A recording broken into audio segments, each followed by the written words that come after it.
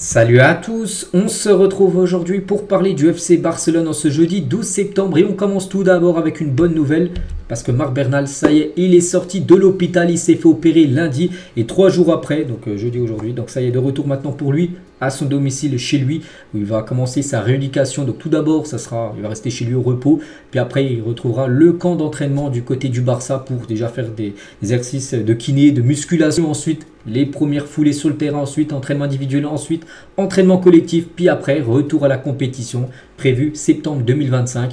On lui souhaite bien sûr un très bon rétablissement à Bernal qui s'est blessé il y a 3 semaines, ligament croisé. Grosse force pour le jeune joueur de 17 ans.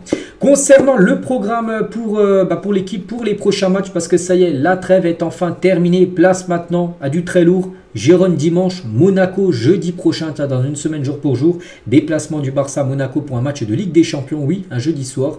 Villarreal, Retafe, Osasuna, les Young Boys de Berne, Alaves. Et après, ça sera déjà la future trêve internationale.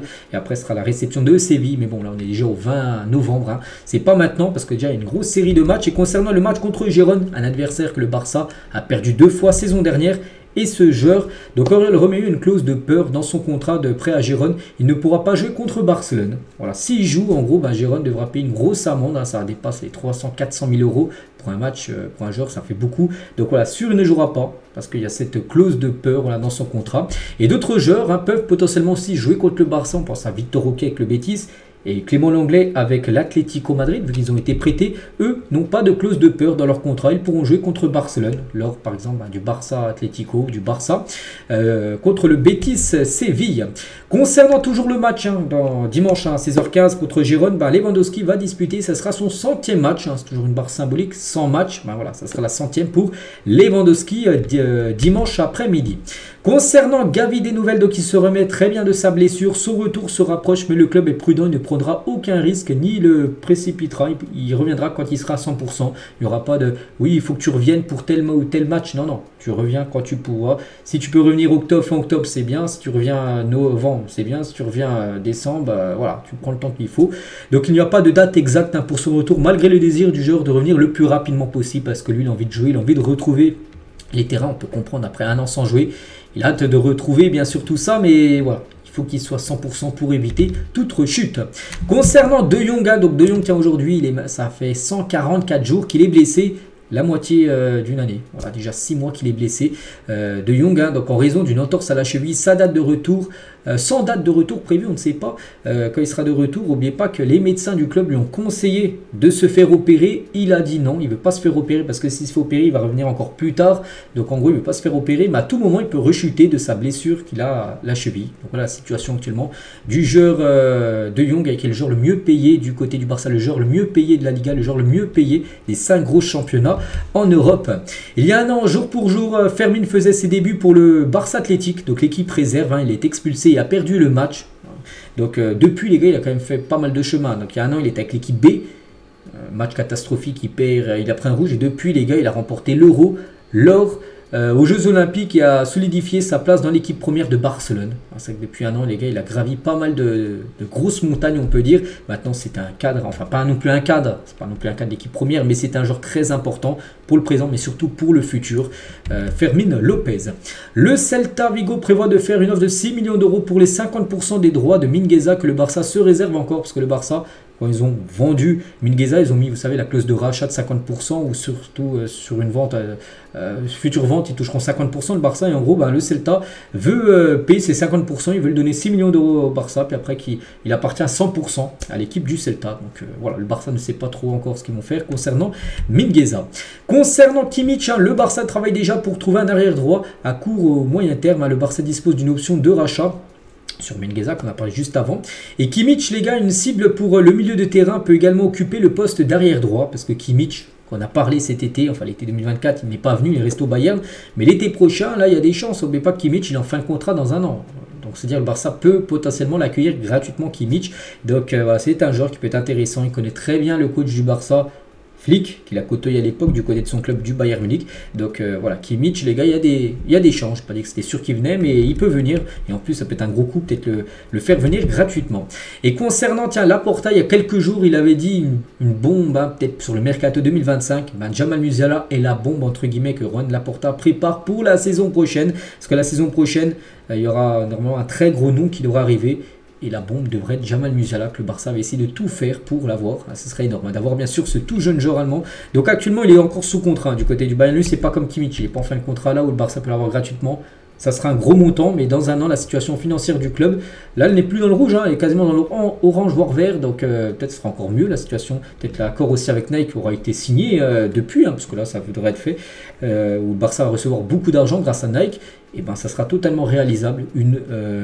Un joueur du calibre de Musiala, peut-être une arrivée à plus de 100 millions d'euros, ça sera réalisable pour le Barça l'année prochaine. Le Barça prévoit aussi de jouer au moins un match au nouveau Spotify Camp Nou avant la fin d'année. J'ai dit, hein, autour de Noël, il devra avoir un match. Voilà, peut-être seulement un match avant la fin d'année. Puis après, bien sûr, le Barça jouera tout le temps, bien sûr, du côté du Camp Nou. Quand le stade sera comme ça sera en 2026. Hein, quand il sera fini à 100% avec un toit. Avant, il n'y avait pas de toit. Et des écrans géants fixés au toit. Et actuellement, bah, voilà, parce qu'on est encore très loin de ça. Actuellement, c'est comme ça, hein, le Camp Nou. Et les travaux du Spotify Camp Nou vont maintenant s'accélérer à un rythme plus rapide. Le Barça est désormais autorisé à travailler 24 heures sur 24 à condition de faire un minimum de bruit la nuit. Parce qu'avant, c'était restreint la nuit, l'été, parce que les gens à côté du stade, ils ouvraient les fenêtres vu qu'il faisait chaud, voilà, pour avoir un peu moins chaud. Donc du coup, les travaux, tu n'avais pas le droit, je crois, à partir de 18 ou 20 heures, c'était fini. Hein, tu n'avais plus le droit de faire les travaux, que là, ça va repartir 24 heures sur 24. Donc c'est dire, même à 3 heures du matin, le Spotify Camp Nou, il y aura des gens qui vont travailler dessus. Donc oui, ça va aller beaucoup plus vite. Donc voilà. Après, il va falloir faire bien sûr le minimum de bruit possible. Parce qu'à 3 h du matin, si tu fais, je sais pas, de la pelleteuse, j'en sais rien, un truc qui fait énormément de bruit, ça ne va pas passer auprès des habitants à côté du Camp Nou. Et concernant ce stade, hein, bien sûr, que tout le monde veut retrouver hein, pour les supporters. Hein, donc un grand nombre de détenteurs d'abonnements à Barcelone ont abandonné leurs billets après le déménagement du club à Montjuïc. On peut voir là les clubs du côté de la Liga, il y a le plus d'abonnés. Par exemple, au Real, il y a 60 000, Atlético 60 000. Et le Barça seulement la 15e position, 22 600 abonnements. Ah, c'est quand même très peu parce que c'est au stade Montjuïc. Bien sûr, quand c'était au Camp Nou avant, c'était à peu près dans les mêmes zones. Hein, 60 000 à peu près comme les deux Madrid. Donc voilà, seulement 22 000. C'est-à-dire un sur 3 a conservé en gros son abonnement qu'il avait au Camp Nou. C'est-à-dire 2 sur 3 en gros n'a plus été abonné du côté du stade Montjuïc parce qu'il ne voulait pas aller dans ce stade. Il attendait tout simplement le retour du côté du Camp Nou. Pablo Torre a réalisé de bonnes performances lors des minutes qu'il a eues avec les U21 espagnols. N'oubliez pas que normalement il ne devait même pas jouer. Hein. Il a remplacé Fermin Lopez qui a été blessé lors de cette trêve. Du coup, il a joué avec les espoirs. Il a été très bon, Pablo Torre. Dans les semaines à venir, il pourra avoir plus de minutes au Barça en raison du grand nombre de matchs que l'équipe jouera après la pause internationale, un match quasiment tous les 3 jours hein, pour le Barça dès la reprise. David Oduro, nouveau joueur, il a dit je suis très très heureux, donc c'est un nouveau joueur pour l'équipe réserve, hein. Voilà, pas pour l'équipe B, après peut-être un jour on le verra en équipe première. Donc très heureux car avoir cette opportunité n'est pas très facile, surtout pour les Ghanéens, c'est historique pour mon pays, se rendre directement d'ici à Barcelone est une excellente nouvelle pour le Ghana. Il a dit je viens avec le feu, je ne vais pas vous décevoir, je vais travailler très dur, ce n'est pas l'heure de dormir, donc voilà, j'ai mis les choses au clair et je crois qu'il a laissé hein, ce joueur, donc maintenant ça lui de montrer que c'est un très bon joueur qui peut intégrer bien sûr les catégories jeunes, puis un jour pourquoi pas intégrer l'équipe première hein. Et toujours avec lui, hein, je dois travailler très dur pour pouvoir intégrer l'équipe première, il le sait, hein, c'est faisable, hein. Il y a plein de joueurs qui sortent d'équipe B et qui ont joué en équipe première, hein, voilà. Surtout du côté du club du Barça, donc il sait qu'il faut bosser énormément. Mon objectif est de jouer la Ligue des Champions et ensuite d'atteindre l'équipe nationale du Ghana. Je serai très patient, je l'ai été tout ce temps.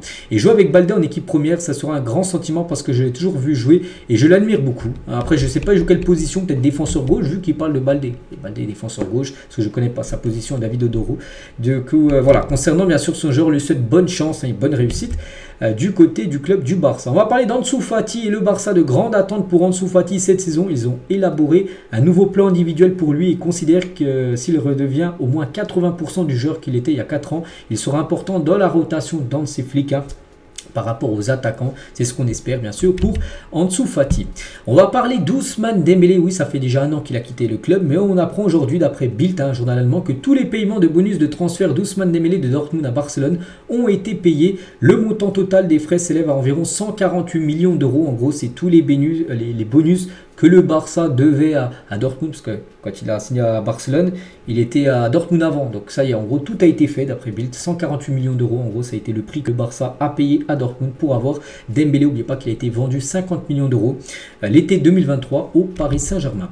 Le père de Lamine Yamal sur son compte Instagram, en gros, il a republié une photo de 433, c'est un site anglais, en gros, qui va remporter le prochain Ballon d'Or. Et on peut voir, il y a son fils parmi les prétendants, même s'il ne gagnera pas le Ballon d'Or. Peut-être le Ballon d'Or junior, oui, ça c'est sûr. Mais il a mis un petit cœur sur Rodri, le père de Lamine Yamal. Peut-être pour dire tout simplement que Rodri, il aimerait que ce soit Rodri qui gagne bien sûr ce Ballon d'Or. Il a mis un petit dauphin sur la carte, on va dire, de son fils.